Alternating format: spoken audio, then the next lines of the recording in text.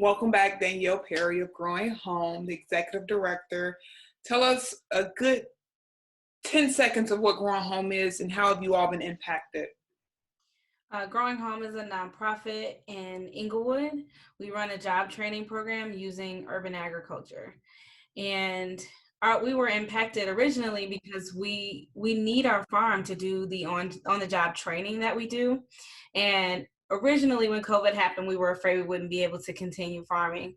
But since then, we've incorporated some new cleaning protocols and we are back to work. We are harvesting right now and donating 100% of our produce to the Englewood community and to our graduates who are in need of food.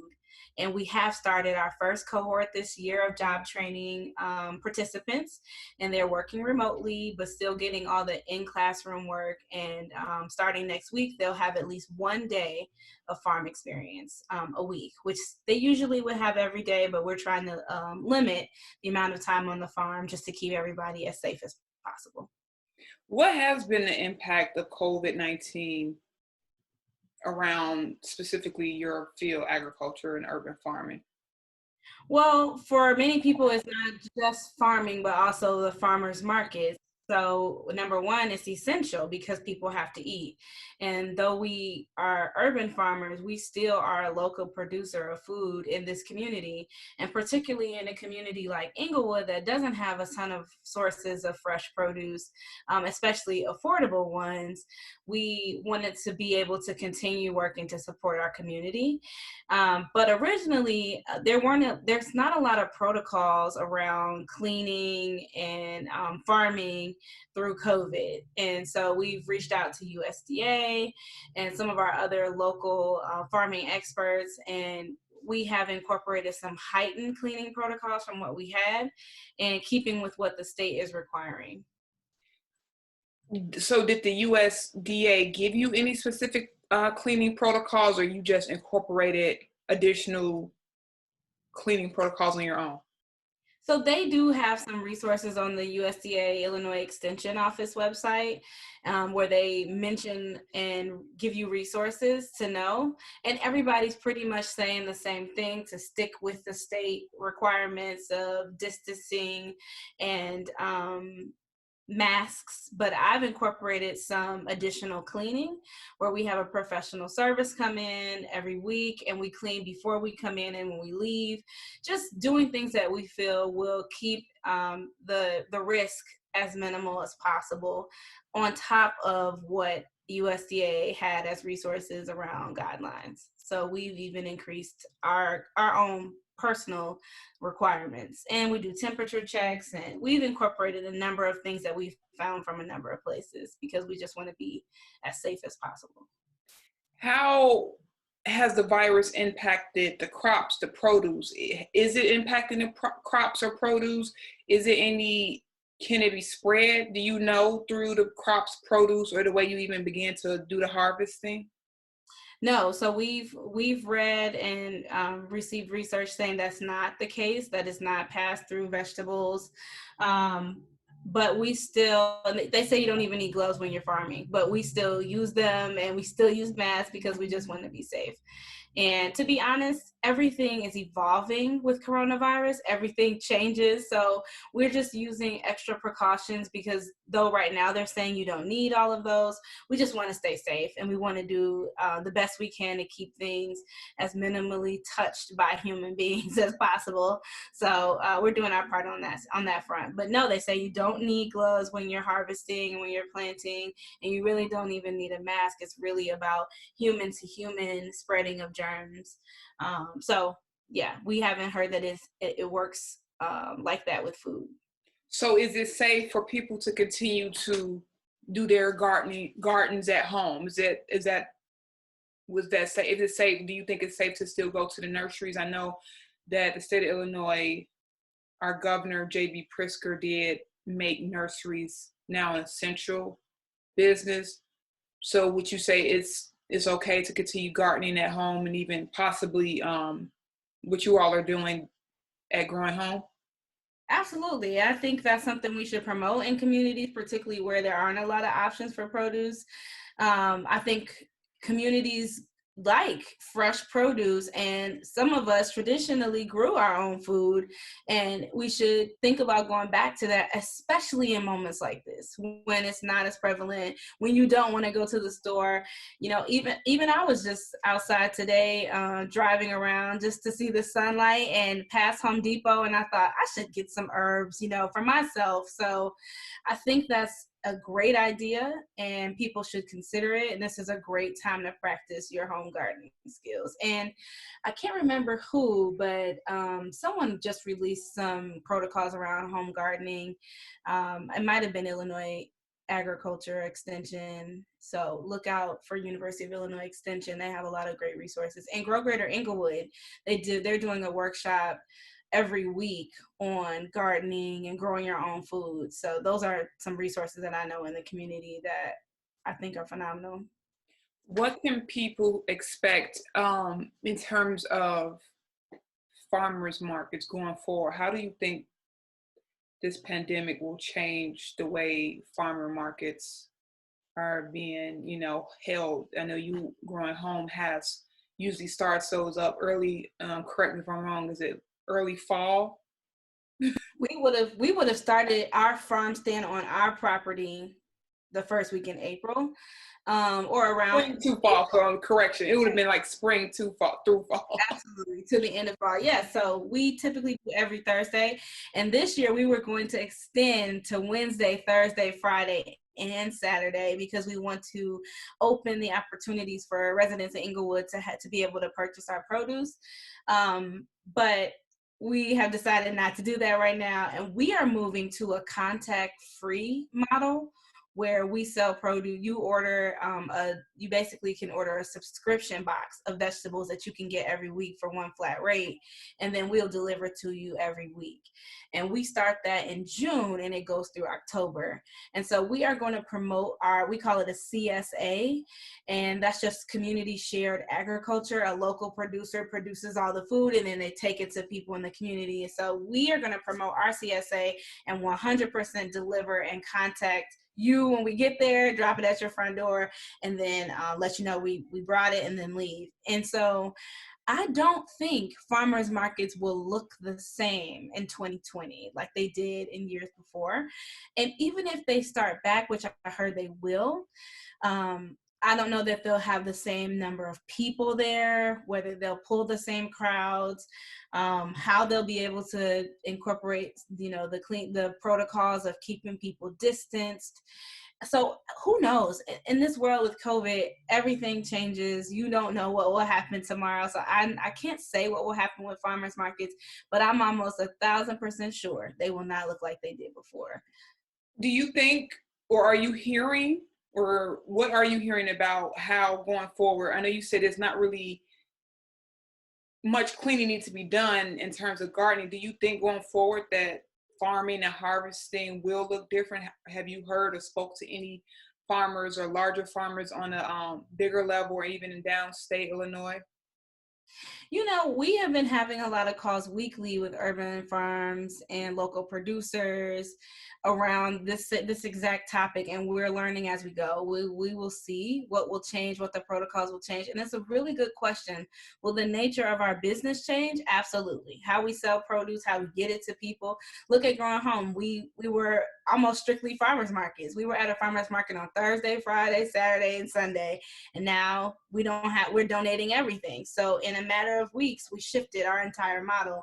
I think that will be the case for a number of people. Green City Market, which is the largest farmers market in the city of Chicago, they moved to an online platform, which worked well, you know, for them.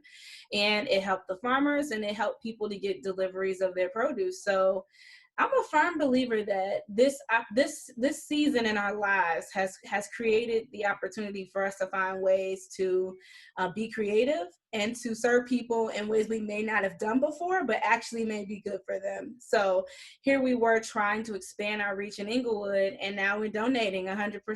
You know, so you just never know what life will lead, but it probably won't be what we've been doing. So we'll see. Can you talk a little bit more about how Growing Home, as you just mentioned, you all are donating to Englewood? That was my next question. How is Growing Home helping to address food insecurity in the midst of the pandemic? So Growing Home is a nonprofit. We're what we call a social enterprise. What we make on our farm, we sell for profit, and then we put it back into our program so we can run our jobs program where we help people find jobs. And so earned revenue is very important for us. And to make a shift to be 100% donations is a big deal, especially for a nonprofit. But we did some surveying of our own graduates. We have over 550 graduates over the past 10 years, and we found that only 25% of them were still working. And of the 25%, over 50% of them, their hours have been reduced significantly. And then we learned from our partners in Englewood that they were seeing the same type of numbers and responses around employment and also food insecurity. And we just made a decision that it was the right thing to do, to donate 100% of our produce and, figure it out on the earned revenue side. And we have had some amazing partners come in and support us, flow through the Chicago Community Trust, Associated Bank, all of our board members. People have just gotten behind the idea of supporting our neighbors. So we are donating to our graduates, to people who are currently in our remote program, and also our neighbors, people who are consistent customers at Growing Home. We've just been showing up and donating to them. And then also anyone who's been identified by other community leaders and community organizations, we add them to the list. And our list grows every week. Obviously, as the weather warms up, we will have more crops and be able to donate even more. How do you think you'll be able to sustain? I know you said Chicago Community Trust has been a big support. Is that a sustainable model going forward? Are you also getting, second part of that question, have you all gotten any support or relief from the USDA, the government, the state? So it's not a sustainable model. My hope is that in June, we will start fully going towards our CSA, which we typically do in June anyway.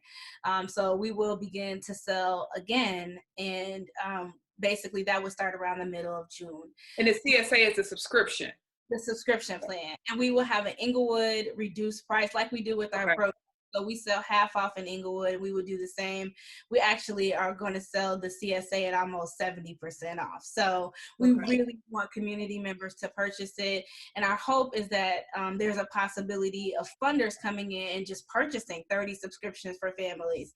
And I've been really paving the pavement to find someone who could do that so that it is a sustainable model. The produce itself is not super expensive. So imagine a donor or somebody who's willing to make that investment in the community, we can do it that way. But also talking about partnering with other farms, possibly Perry Street Farms, or one of the other local farmers in the community, and possibly putting our produce together so we can keep the donations going after we move towards our CSA model. So we're in conversations about that, like pooling our resources together to get the food out that we're all creating so it doesn't go to waste. That is definitely a great mission, that you're giving the food, you're donating the food to, during these times. A lot of nonprofits who are nonprofits, let's not forget nonprofits mean you don't make a profit, but that is great work that you all are doing during this time to donate your produce and actually help the community at hand. Have you all gotten any support or relief from the government, the USDA? I don't know. I asked that question to a lot of different people in different fields. Have those specific industries like dentistry, have they gotten any support from their larger organizations or the Dental Association of America, or like you said, USDA? So USDA is working on, I've read recently that they're working on trying to feed communities. And so we haven't applied for it yet or put in for it, but we are talking to other producers about maybe doing it together, making that application. We did get the SBA loan the second time around. Congrats. Yeah, thank you. It is a loan. I know people are like, I'm very excited about it. It's not money we were expecting. My hope is that a lot of it is turns into a grant. Yeah. It does qualify. But either way, we are very grateful. Growing Home typically has a big gala around this time, actually May 7th, and we had to turn it into a virtual fundraiser. And it is basically the money that we use to get through the summer months, and to not be able to come in person and have a big gala like that, would have really hurt us financially. And so this SBA funding does help to offset what we might lose. But my prayer is that the event that we do have virtually ends up touching more people than we ever could have gotten in a room at a gala. And so my hope is that people really join us on May 7th. It will be a live event, the silent auction, we'll hear from a graduate, and even have a live cooking demo. So you never know what, like I said, these times are causing all of us to be a lot more creative, and it may end up touching more people and raising double the money we could have raised before. Well, this sounds really excited. I look forward to joining that virtual fundraiser. How is the tone overall? How is your staff? How is your employees? You seem very optimistic, which is a great attitude to have during these times. How is the staff? How are you all? How are you keeping, I guess, the happiness of the organization? How are you the morale is what I'm trying to say. It's tough. This is a big transition for everybody. We went from running a program where everybody had to be on site to running everything remotely. We went through the challenge of trying to do case management and support people from afar. Many people don't have internet or access to computers. So what I think people felt at first were all of the barriers and the challenges. And even as an executive director, where's the money gonna come from? How will we make it if we don't have a benefit? At first, it presented a lot of challenges. And then every week, we started to overcome those challenges. And I think what keeps everybody working is that we help people who really need us and who this changes their lives. I did a Zoom with our cohort 1, and I said, are you guys happy that we decided to do this remotely? And I couldn't even get the question out. They were like, yes, we are so grateful. Growing Home is one of the few programs in the city that's paid. So we are paying people to do this program remotely. And also, we do not discriminate because of your background. So this is some people's only opportunity, and they're very grateful. So when you hear that they feel like they already have seen improvements in just a few weeks, that they found housing, or that they found support, or that some person told me my communication skills are improving. When you hear things like that, that touches you and that keeps you going. And I know that the people who work at this nonprofit, and pretty much every nonprofit, they're not doing it because they're getting paid a lot. You're doing it because you're helping somebody change their life. And so to know that, I think, has pushed us to keep going, even during a really uncertain period of time in history. To go through this together also makes you stronger together. So I believe we're going to come out of this better than we were before, and with a new heightened sense of creativity and the ability to serve people, meet people where they are. Especially virtually, and a new improved skill of how to use technology. Any final thoughts or tips on ways that we can stay safe, or foods or vegetables or certain produce that we could eat to help combat the virus, kill the virus? Do you know any? It's so funny. I'm about to say something very millennial, but I've been seeing everybody on Instagram with the sea moss and Yep. all these new things. It's always something new. But I'll say this, as a person who's always trying to be healthier or lose weight or just working on my life, increasing the amount of fresh produce that you have will always help you. And, places like Growing Home that are local, that we are the only USDA-certified organic high production farm in the city. We don't use pesticides. To have a farmer that you can see that grew up right in your neighborhood, and that wants the best for you and for your family, I think as long as you can do that, find fresh produce and use it, and find affordable options for yourself and your family, we should do it. It's only going to make us better. I don't have an anecdote for COVID. I think that's what you want me to say, but I don't. Just fresh vegetables and fruit does go a long way. Let's try to keep as safe and healthy as possible. We don't want to bring up the other issues that we have. So let's heal ourselves as much as possible. Through food. Food is medicine, right? Absolutely medicine. So let's use it. Thank you, Danielle Perry. This was a great interview. I look forward to talking to you soon, and good luck on that virtual fundraiser, which I will be a part of. Thank you so much. Thanks for this time.